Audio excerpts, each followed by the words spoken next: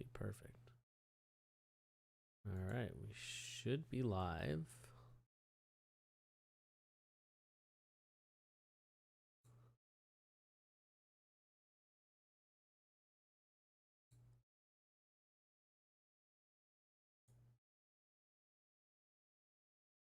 Let's make sure, double check that we're live. Try to do this real time, guys.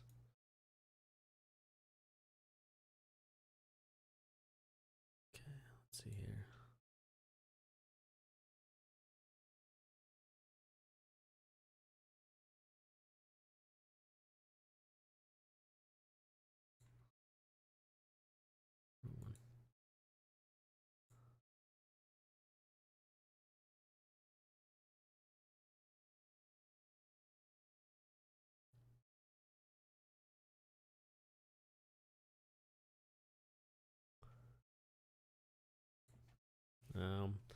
One second, guys. I'll be right with you in just 1 second.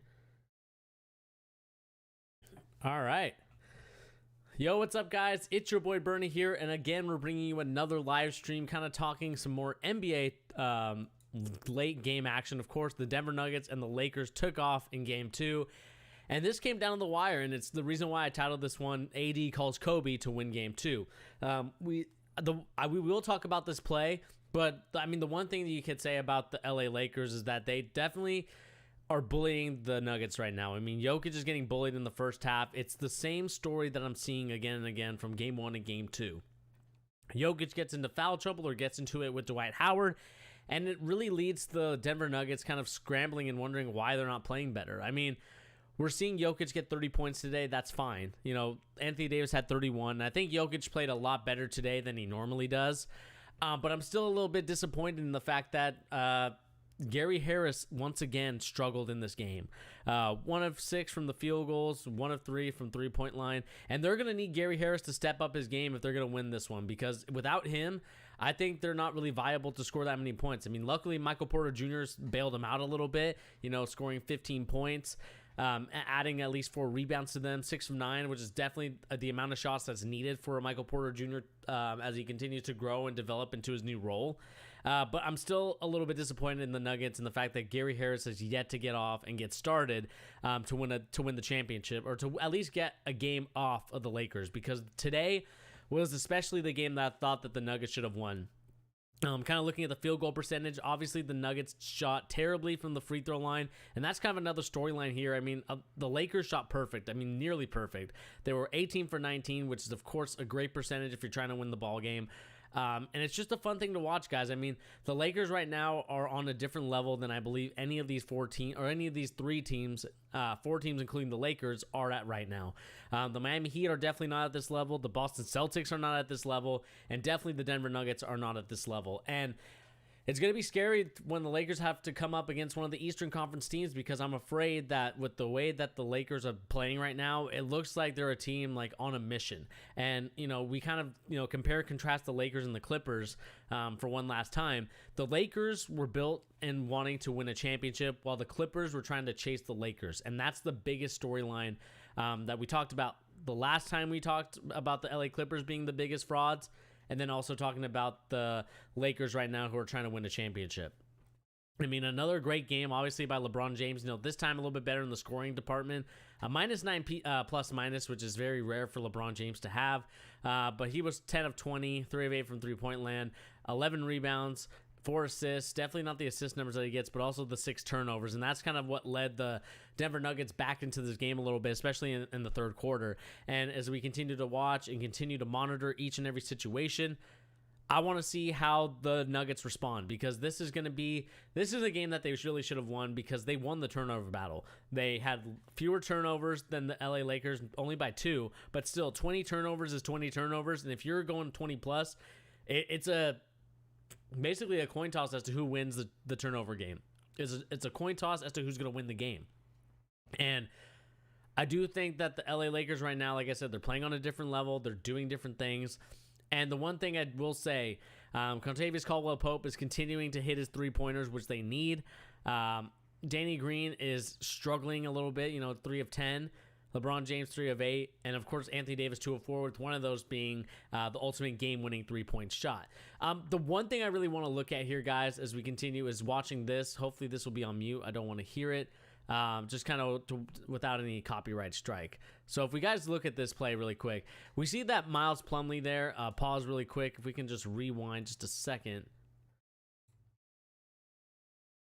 We see that Mason or Miles Plumlee, I can't remember which Plumlee brother it is. He needs to do a better job of tucking and trailing underneath, kind of get on Anthony Davis' hip right there, and ride him into it so he has to at least, attack the rim and take a shot rather than him, having a wide open 3. I understand that Grant was communicating with him to just switch or to like double team LeBron because, LeBron's going to be the decoy here. There was a similar play where Kyle Kuzma they ran it at the sideline out of bounds over on this side that got Kyle Kuzma the game winner. And I think that they did the same thing again. LeBron James is the decoy in every situation for their game winning shots. Not every single one of them, but he's definitely going to be looking for passing or, if he has a wide open lane, obviously he's going to take it. But really he's looking to set up his teammates. And we're seeing right here, right now, that Miles Plumlee or Mason Plumlee, whatever Plumlee brother it is, did a terrible job in leaving all this separation for Anthony Davis. And I think Plumlee needs to communicate that with Grant and saying, hey, I'm not going to be able to get there. You cover him. And that was too late because if we watch the rest of the play, now this allows Jokic has to now come out and guard him instead of Grant, who would have actually been out there and actually had a hand up, and maybe Anthony Davis changes his mind and not shoot the jumper. And like I said, this was a game where I think Jokic played a lot better. He definitely played evenly with Anthony Davis, and obviously LeBron James played the better of Jamal Murray and Gary Harris. And it just kind of goes to show you that you need all your pieces to get and come together, because right now I'm a little disappointed in the way that the Nuggets played, because this was the Nuggets game to win. Jokic hit some great jumpers, great jump hooks, and ultimately lost the game just due to the fact that he wasn't able to get there because of the switching situation that we saw here. And Jokic ended up having to step away from his man and go and guard Anthony Davis. And you know what? Kudos to Anthony Davis. That's a big time shot. A lot of people in the media question whether or not Anthony Davis was built for this. Is he built to win a conference championship? Is he built to win an NBA championship? And he's kind of showing you right now that he is, because of the way that he's able to attack and the way that he's able to score the ball. And right now, Anthony Davis is winning the big man battle. And that's something that I think was going to be the huge talking point. And I kind of said this over and over again, and I keep repeating it over and over again. It's the big man battle. And right now, Anthony Davis is winning that just due to the fact that Jokic, again, is getting into situations where he's battling Dwight Howard and getting into an instigation battle with Dwight Howard instead of focusing on his game. I understand they're going to make you mad. I understand that they're going to frustrate you. But at the same time, you got to do a better job of holding your composure if you want to win the game. But kind of talking more on the Lakers side, this was definitely a good game for them. LeBron James played a lot better in terms of scoring-wise, but the turnovers were a little bit of a not really a thing that we see from LeBron James. Obviously, did not get that much from Dwight Howard today. Caruso was the guy that stepped up, 3 of 6, 9 points. Rondo didn't really do too well. Had 5 turnovers and 9 assists. 5 turnovers for Rondo is bad. Kuzma had 4 turnovers. These numbers right here should tell you that the LA Lakers should have lost this game. 23 turnovers, anything above 15 turnovers should result in a loss. But on the other hand, the Nuggets had 19, so it wasn't like they were much better. But at the same time, the Nuggets, didn't really do a well enough job of, passing the ball well and getting it to the right players. So it's a little disappointing to see that. But like I said, the Lakers obviously played a tremendous battle, and that's the reason why I have them winning the championship. They have a will to win. I think Anthony Davis, one of the best shooters out here on the floor, 11 for 23, did a much better job on the plus minus than LeBron James here. JaVale McGee's turned to kind of make an impact in the game. 5 rebounds was huge. Danny Green, like I said, played kind of average. And Caldwell Pope continuing to hit 3 of 5 threes. And that's a perfect recipe for the Lakers to win the game. Because if Caldwell Pope can at least hit some of his threes, then the Lakers are going to be just fine winning games solidly instead of trying to struggle and look for some game-winning shots. Obviously, this was an exception just due to the fact that from the turnovers, but you want that from Caldwell Pope. Kyle Kuzma played kind of He's always going to be a minus guy, but he's going to be a minus guy in the right times. He's going to be a minus guy, I think, for the rest of his career, just due to the fact of the way that he plays, and that's just his play style. But the Lakers can play around it and let him attack the ball when they need to. But still, 4 turnovers is definitely not good. 4 personal fouls also not good as well. And that's kind of the main talking point, other than, of course, the Anthony Davis calling Kobe to win the game. A tremendous shot by Anthony Davis. I mean, again, let's kind of rewatch the replay and see this beautiful jumper one more time. I mean, this is just a thing of beauty. I mean, look at that. Wide open. The perfect look for your NBA superstar right there, to be honest with you. You can't get any much better. You can't get a much more open look than that. And, like I said, Plumlee needs to do a better job. And I have a tweet here from Tony Allen talking about it. And it's the same thing I talked about here. You need to lock and trail, or I like to say tuck and trail, because you want to kind of tuck at the hip. It's kind of what I learned from one of my coaches at Mercer Island that I coach at. And it's just like, that's what you have to do in order to win the game, man.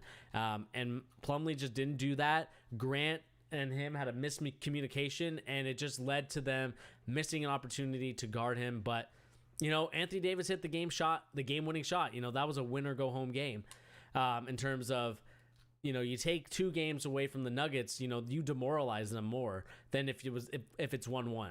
So I think you took a little bit something away from the Nuggets. I think the Nuggets realize how they have to play now, and it's going to be another situation where the Nuggets once again have to come back from like 10 plus points from the second half in order to win a game. And that's just not going to win you guys games. And, we talk about them being down 3-1 before. We talk about them kind of being down in the dumps.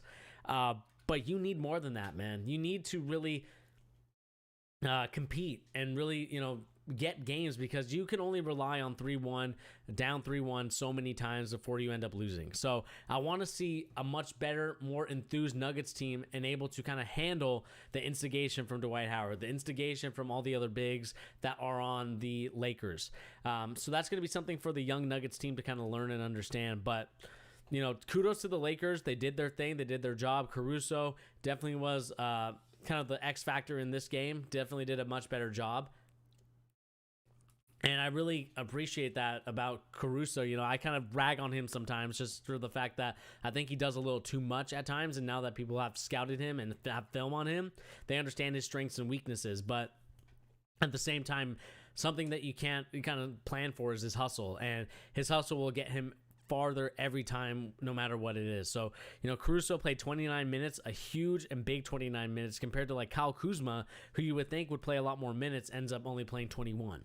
So it's glad to see that they found a rotation that really helps them win games. And, when you get 11 points from Green, 11 points from Caldwell Pope, you get an all-around effort besides, the bigs who didn't really do too much besides Anthony Davis.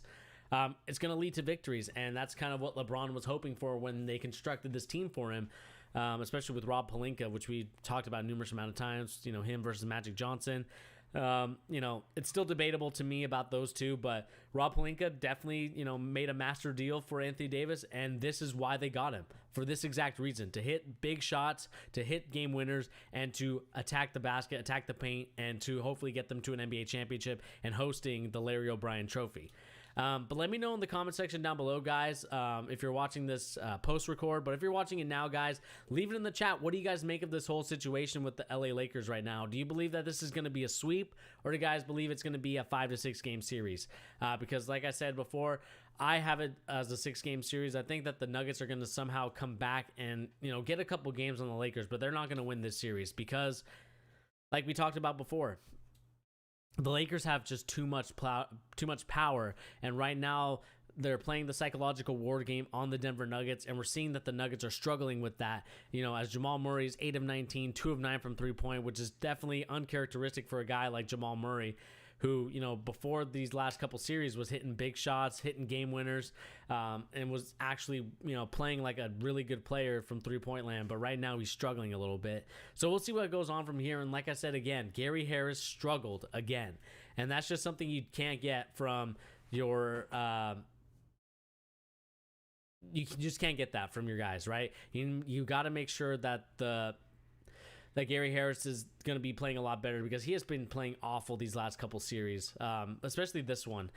Game 1 was definitely no exception to that, and I'm hoping that they can find some sort of solution when it comes to a guy like Gary Harris because, like I said, he's a good player. It's just about getting him going and making sure that his confidence is high because it's going to be a long series with the LA Lakers if you want to get it to 7 games. But like I said, let me know in the comment section down below or let me know in the live chat what you think of this playoff series because it was a lot of fun to kind of watch. As we kind of look as our thread here really quick, this is also going to be some Seahawks, but we'll see here really quick. Conspiracy theories will have a field day with this picture of the coach in the movie. Oh, I get it with the head coach there. I mean, obviously some Seahawks talks. We'll talk about some NFL stuff a little bit later in the live stream, probably maybe like in 30 minutes. We'll talk about it. Just a quick update and everything that's going on. But I mean, it's basically just the same sort of situation with Anthony Davis and LeBron James. And I think that a lot of people are kind of talking about the whole Anthony Davis getting a wide open look and Plumlee not really doing a good job. And, you know, we kind of talked about it ad nauseum, right? Jokic definitely, you know, he played better today. And that's something that is good. A good sign for the Denver Nuggets because right now Jokic has been playing kind of off his game. Obviously 12 free throws, so he's getting to the line a lot more. And he had 9 assists, which is definitely a recipe for a successful win, in my opinion. If Jokic can get more than 7 or, you know, if he can get more than 5 assists a game, then they're going to win the game more likely than not. And obviously today they didn't win the game as much, but that's again due to the fact that Gary Harris right now is playing less minutes and, you know, getting less points because he's not shooting the ball very well. And I think that it sucks to kind of put the overall thing on Gary Harris, but I think you have to at this point because right now Gary Harris isn't really playing like the Gary Harris that we've seen before during the regular season. And, you know, obviously he didn't play in the bubble, so that might have something to do with it. But especially during the regular season, you know, this is definitely a different Gary Harris than what we're used to seeing. So I need him to step up and get him in there. And Dozier also missed, you know, 4 free throws. That was crucial. 1 of 2 from Michael Porter, 7 of 8 from Murray, 2 of 3 from Millsap, 11 of 12. I mean, 75% is not going to get you much. And, you know, when we look at this, when you win the free throw game, you know, 33 free throws compared to 19, that's got to be a wake-up call for the Nuggets because you won the free throw battle in terms of getting more attempts up, but you weren't able to win the game. And that's going to be a huge stinger for the Denver Nuggets because really that should have been a W. They had all the stats should tell you that the Nuggets should have won this game. And, you know, Jokic played a tremendous game, hit 2 kind of go-ahead buckets, and ultimately AD hits the game winner. I can't really ask much of that. You know, he played his butt off, but I think the Nuggets need to do a better job of making sure that Jokic doesn't get instigated because that's going to be the big thing as we continue to move forward in these last couple games is making sure that Jokic understands, you know, the time and place to attack, the time and place to do his thing. But right now we're not seeing that from Jokic. We're seeing him get into these battles, and Dwight Howard obviously won, even though he had 5 fouls and he had a plus 10. But personal fouls is definitely going to be the huge thing. And I think that's really all we can talk about from this game. I mean, other than that, you know, I think the game just came down to Anthony Davis hit a great game-winning shot, and that's the reason why you traded for him. And the Nuggets, they're going to have to go back to the drawing board and see what's going to work and what's not going to work because being down by 10 at halftime is definitely not the recipe for the Nuggets to win the game. We're going to see a sweep rather than, you know, go this to 5 or 6 games. So I'm hoping that they can at least bring in and get, you know, a different strategy going here so they don't have to be down by 10 every time because they lose the game in the second quarter almost every time.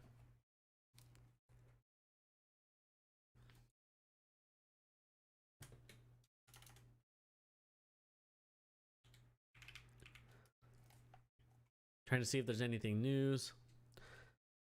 You know, we got Pacers, you know, interviewing Mike Brown. That's a good story to talk about. I mean, nothing really, guys. I mean,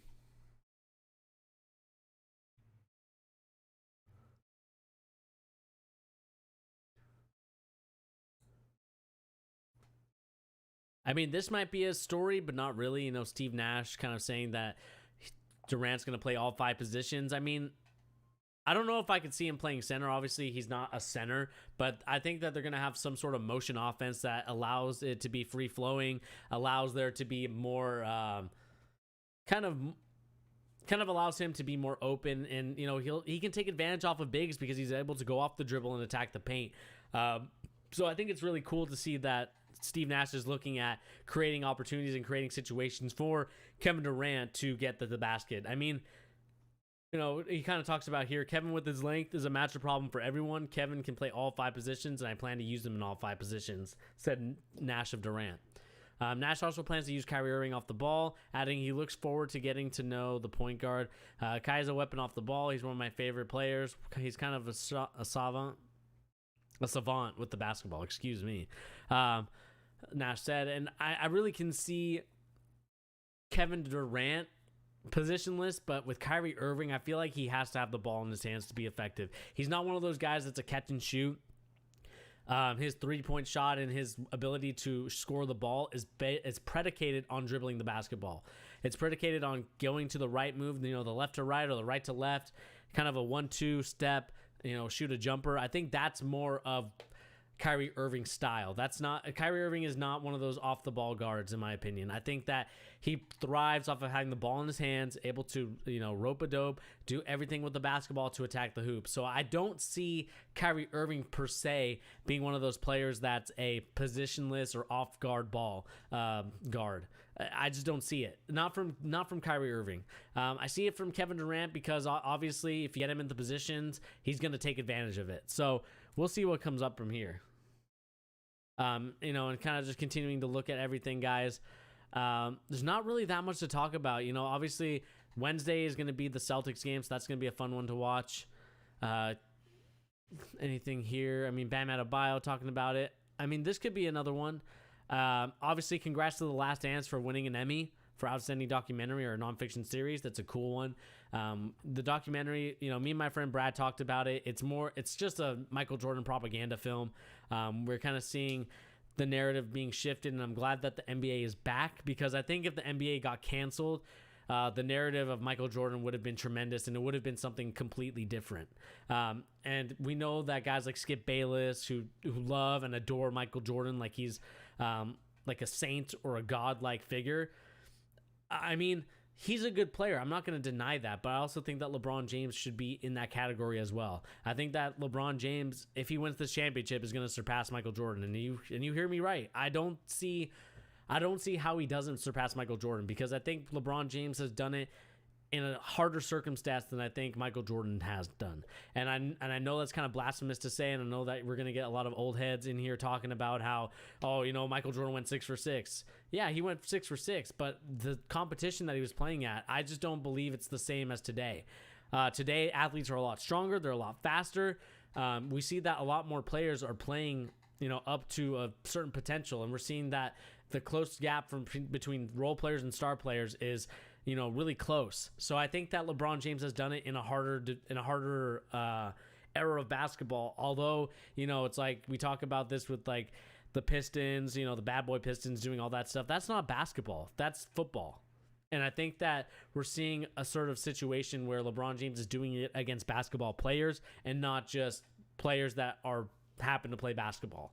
And I think that's kind of what Michael Jordan kind of had to deal with in his era compared to LeBron James's era, where he actually has to go against players and go against, you know, really good and great competition. You know, Steve Nash, he did play against him.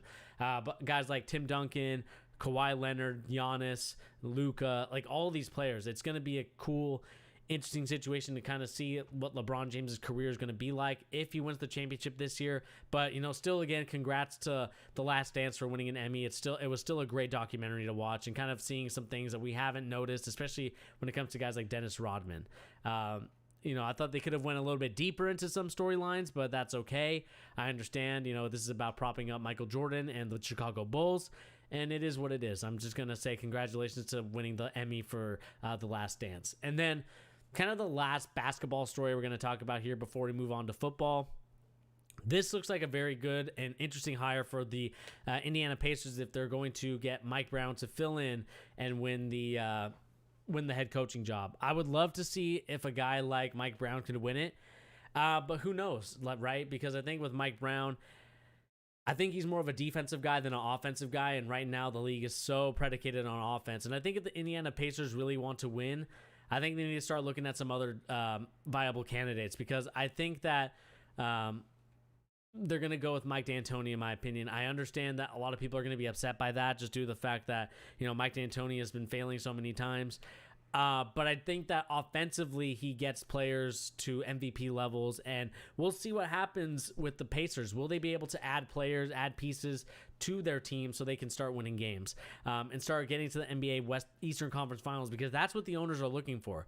They're tired of not getting there in time. So, we'll see. We'll see what happens. I'm curious to know what you guys think of this whole situation. Will they be able to get the pieces that they need to? Who knows? And as we continue, sorry if I'm keep moving this thing. But yeah, I mean, other than that, guys, that's really going to be it for NBA basketball news and rumors. And also just kind of talking about the Lakers and Nuggets recap. Again, guys, Anthony Davis hit a tremendous shot. Called Kobe at the end of it, so that's really cool and special to hear that and see that shot. Obviously, Miles Plumlee should have done a lot better job, but it is what it is. Congrats to the Lakers. They're up 2-0 against the Nuggets, and we'll see how the Nuggets respond, as it's technically their home game these next two games. But we'll see. We'll see what the Nuggets have in them. I think hopefully Malone will get them going, and hopefully he'll get them going quickly, because they're going to definitely need it when they move on to these next two games.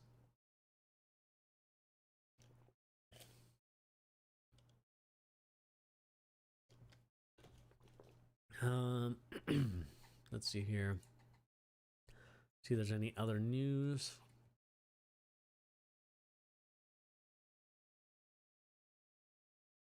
And LeBron James posting really quick 2 minutes after the game. We got PJ Tucker. I would have blocked AD's game winner. No cap. I'm not sure about that, PJ Tucker. I know that you're a great defender, but you're 6'7", bro. Compared to 6'11", that's going to be a completely different game. So, I mean, wow, Russell Wilson threw his 5th touchdown of the night. Let's kind of watch this really quick. Okay. Oh wow, wide open. All right, my fantasy football team is looking good. It's gonna be. It looks like it's gonna be a close game. Let's see this really quick.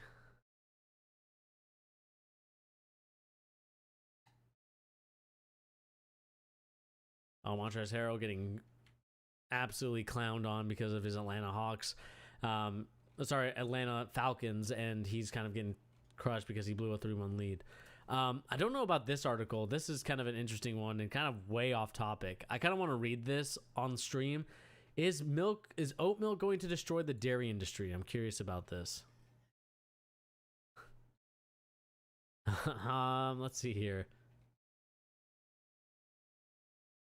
Oat milk is going public. Sweden's Oat is reportedly considering an IPO evaluation much as $5 billion. Investors include Oprah Winfrey, Jay-Z, Natalie Portman. Is this the end of semi-skim milk?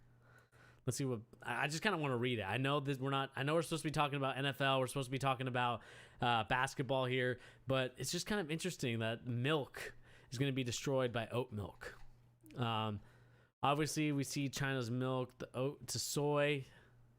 U.S. dairy's going down. I mean, I'm going to be keeping real with you guys.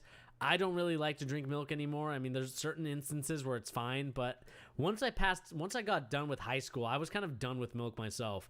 I think that it's too sugary at times, and this isn't just to go on a rant about milk, but I still think that it's interesting that that's the case. But anyway, let's get to some NFL news. I mean, we're kind of streaming off topic here. Let's talk about some NFL storylines here.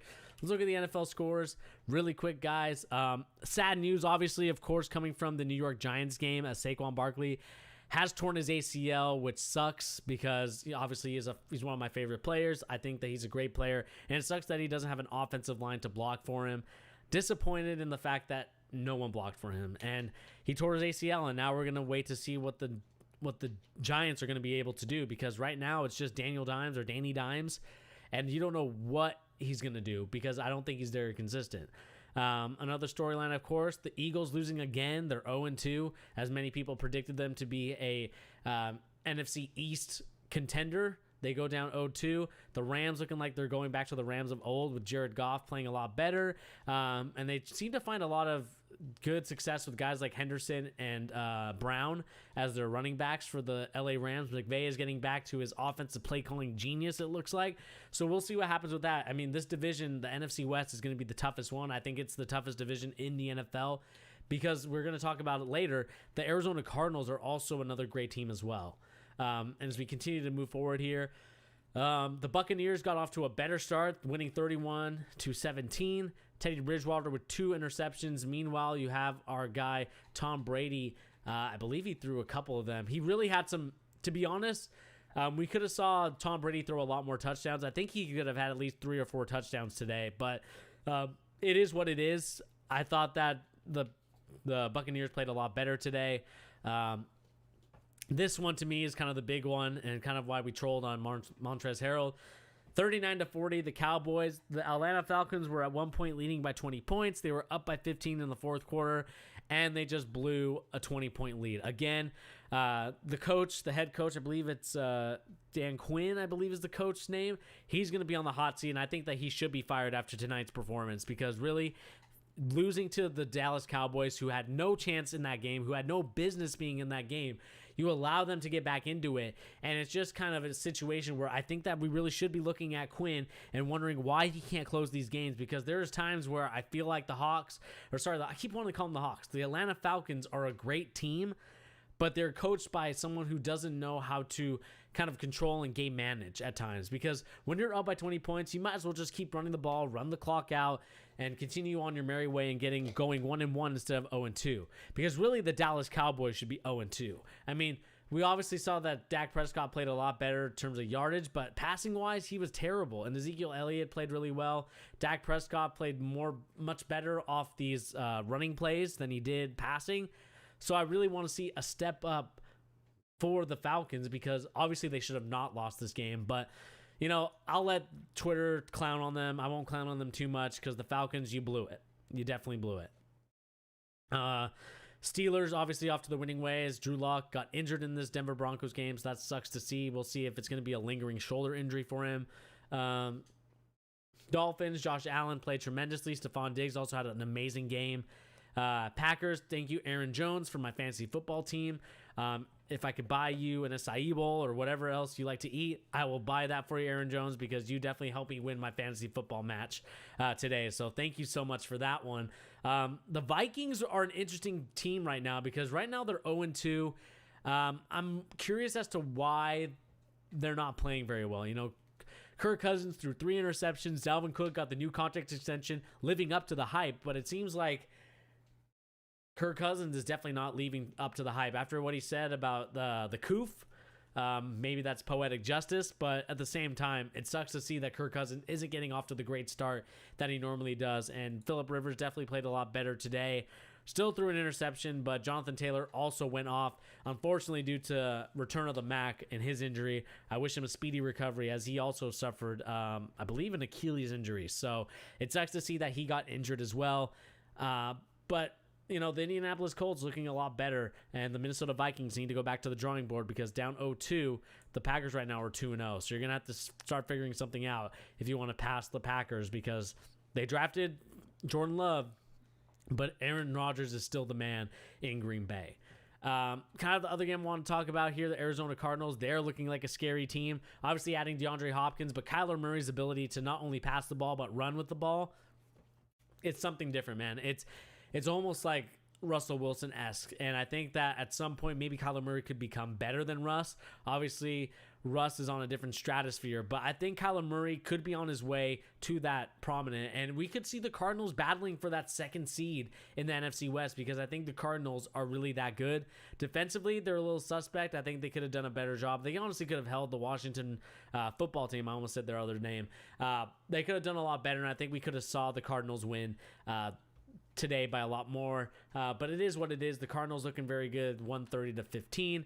Lamar Jackson's continuing his Lamar Jackson ways as they dismantle the Texans. The Texans looking really foolish and silly right now for getting rid of DeAndre Hopkins, leaving Deshaun Watson with no weapons other than like Fuller and some other guys, but it doesn't feel the same. And I think Watson is really missing Hopkins at this moment. As we move on, the Chiefs won this game in overtime. Justin Herbert actually got the start today, so it was actually cool to see him play. Actually played really well. I believe he threw a pick, if I'm not mistaken. I can look really quick as we continue to cover everything. But yeah, Justin Herbert threw for 300 yards, a touchdown, and interception, so definitely played a lot better. And, you know, Patrick Mahomes is Patrick Mahomes. He'll come back and win the game. Thank you, Travis Kelce, for doing your thing. 9 receptions for 90 yards and a touchdown. Thank you very much for my fantasy football team. And that's kind of it. And right now the Seahawks are playing in this game. 1:55 left. I don't see the Seahawks losing this game. Right now, Cam Newton is playing very well. Obviously, he threw a pick this time, but 334 yards, still doing very well. 2 rushing touchdowns. So Cam Newton is still playing like an MVP level type of Cam Newton. And, you know, it kind of makes you wonder why the Carolina Panthers moved on from him.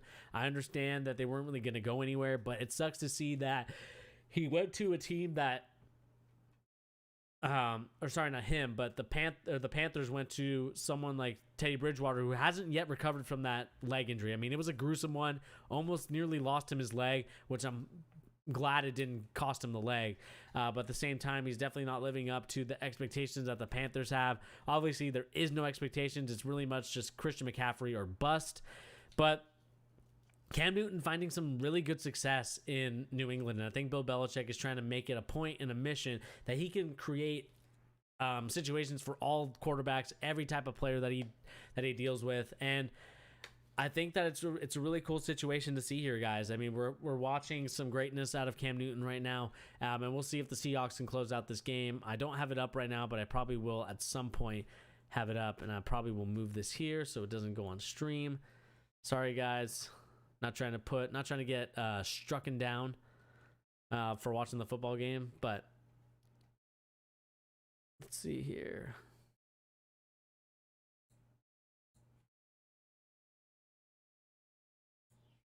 Let's see if we can go here really quick as I just monitor the game.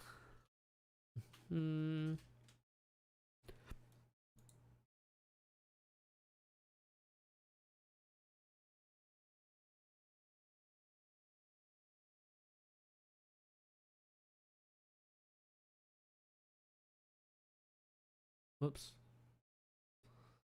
Mute that. Make sure it doesn't get me kicked off a stream. And that's really gonna do it, guys. I mean, other than that, there really isn't that much news and rumors to talk about in the NBA or the NFL right now. We'll obviously see something late. Looks like Ty Lawson was dropped by the Chinese hoop team. If you guys haven't seen that tweet, I suggest looking it up. It involves him with some females of the night. So if you guys are interested in that story, go and check that out on Instagram. I don't want to get demonetized or, you know, have the stream taken down or stricken up. So make sure you guys go and check that story. It's actually interesting why he got dropped because the Chinese basketball league does not play around with that stuff. So kind of an interesting thing there. Murray kind of talking about the foul discrepancy. You know, we got LeBron James talking about how mad he is. And that's kind of another story that we can kind of talk about. It has something to do with Doug Gottlieb and Maria Taylor. This led to, I believe, the leaks of NBA reporters kind of having their ballots being looked at. And I think Doug Gottlieb called out Maria Taylor. You know, Doug Gottlieb, not really my favorite guy. I think he has some bad takes at times. I think there's some takes that are good, some takes that are bad. But this wasn't one of them. I think that, you know, we can look at various situations. The one thing we can criticize Maria Taylor for is, of course, not having AD on the first team All-NBA, because that to me is just kind of ridiculous. I understand if you want to put him on the second team and all that stuff, but completely forgetting about him on your ballot, I'm not sure about that one. I think the whole system needs to be redone. I would love to see some former NBA players kind of rank the game. Someone that's very partisan, very bystander, not really has a side one way or the other, like he's a LeBron hater or he's this type of player. But I would like to see some NBA players get that sort of privilege and pass to talk about or at least vote in the NBA process. I know that we have a say in it as fans, but obviously these news reporters have the most power. So I'm curious to see what's going to go on with there. I think that they should revamp it because, you know, forgetting about AD is kind of unexcusable in my opinion. I respect Maria Taylor. I think that she does a tremendous job at her job. I think she's tremendously knowledgeable about the game of basketball, but forgetting AD is just kind of, it's silly to forget about Anthony Davis because he played an amazing year, and I think that he's only going to get better, and if he wins a championship, it's only going to validate it. But luckily, it didn't cost him anything. It didn't cost him money. It didn't cost him nothing. So it is what it is, and it kind of leads to this story talking about LeBron James being upset that he only got 16 first-place votes compared to Giannis Antetokounmpo. And this one's tough because, like we talked about way before, when we talked about Giannis winning the MVP, I think that LeBron James deserved to win the MVP this year. I think he played a lot better in a tougher conference, dealing with a lot more aggressive people, aggressive players. But of course, you know, the league is going to, they like something new. I mean, this happened a couple years back when Derrick Rose won it over LeBron James, and I think that LeBron James definitely deserved it that year over Derrick Rose. But I understand that the media has their narratives, they have their soft spots, and I'm really curious to see what you guys think of this story about LeBron James being mad. It is what it is. I think it's going to motivate LeBron to play better, and I think that the NBA sometimes and ESPN likes to create those narratives for themselves to kind of get storylines about like, oh, LeBron James is ticked off. He didn't win the MVP. Well, yeah, because you didn't vote for him. You didn't give him more first-place votes. So it is what it is, but I think that's going to do it here, guys, for my live stream. Like we talked about at the beginning, I think this comes down to the LA Lakers and the Nuggets. The first thing I will say, and it's kind of, we talked about it again and again, Plumlee, you should have tucked and trailed to follow AD, and I don't think he gets that shot off. He at least has to dribble or pull something crazy. If he hits a crazy game-winning shot, you got to tip your cap off to him, but he hit a great shot anyway. Yelled Kobe, honor of the Black Mamba, wearing the Black Mamba jerseys. I believe they wore Gigi's number on their either left or right side. They had a little heart with the 2 on it. I think that was Gigi's number. So, you know, RIP to both the Black Mamba and Gigi Bryant. But that's going to do it here, guys. Like I said, Lakers, they're probably going to win in 6 games, but we could see them winning in less just due to the fact that the Nuggets need to step up and not get into these mind games. Again, looking at the stat line really quick before we head out of here. If it'll hurry a little bit. Let's go to the box score. Again, guys, you know, Paul Millsap, only 6 points. Grant, only 7 points. Jokic, 30. Jamal Murray, 25. Gary Harris, again, another disappointing night, 3 points. Plumlee with 2. Let's settle this once and for all. What is it? Is it Mason? It's Mason Plumlee. All right. I keep wanting to call him Miles. Mason Plumlee did not truck and tail, and that's why he only had 2 points. Michael Porter Jr. with 15 points, definitely played a lot better than in his last previous games. That -6 plus minus definitely does not help him at all. And then again, guys, it just was not a great performance at all. 75% from the free throw line, 33 from 3, and 47 from the field. Definitely not a great stat line. And then again for the Lakers, really quick, they also played really well. You know, Davis with 31, LeBron James with 26, 6 turnovers, uncharacteristic by him. And then Danny Green, of course, with only 11 points. Caldwell Pope, 11 points were a big one. Kyle Kuzma with 8 points. But that's going to do it here, guys. Again, the final storyline, the final scoreline is 105-103 LA Lakers. Can the LA Lakers recover? Can they... Sorry, not the Lakers, the Nuggets. Can they recover? Can they come back in this series? Because right now, it's looking very doubtful. It's looking like it's going to be a sweep. But can the LA Lakers lose a game? That's going to be the biggest question here in the playoffs, as we see the Denver Nuggets were so close, but yet again so far, as they continue to struggle and figure out how they're going to win the games each and every time. But anyway, guys, like I said, my name is Bernie, here on The Charge, giving the latest NBA news and rumors and also basketball opinions on this live stream. Let me know in the comment section down below once this video goes live. What do you guys make of this whole storyline between the Nuggets right now? Because it seems like they're really acting like a bunch of babies or a JV team getting bullied by the varsity team. And I want them to respond with a better response than just, we're just going to be eh. So let me know what you guys are thinking, what the next storyline or the next scoreline of this Denver Nuggets team is going to be against the LA Lakers. Anyway, guys, like I said, my name is Bernie. Thank you for joining me on the live stream. We almost went about an hour, but really there wasn't that much to talk about. We kind of went over some NFL storylines as well, talking about Saquon Barkley out for the year, unfortunately, and of course the Seattle Seahawks are up right now. Let's quickly take a look, making sure. I believe they're up. So anyway, guys, like I said, my name is Bernie. I'll catch you guys on the next live stream, whenever that'll be. It might be at Wednesday when we talk about them playing, that is the Celtics versus the Heat in a Game 4 and a must-win again for the Boston Celtics. But anyway, guys, like I said, my name is Bernie, and I'll catch you later. Peace.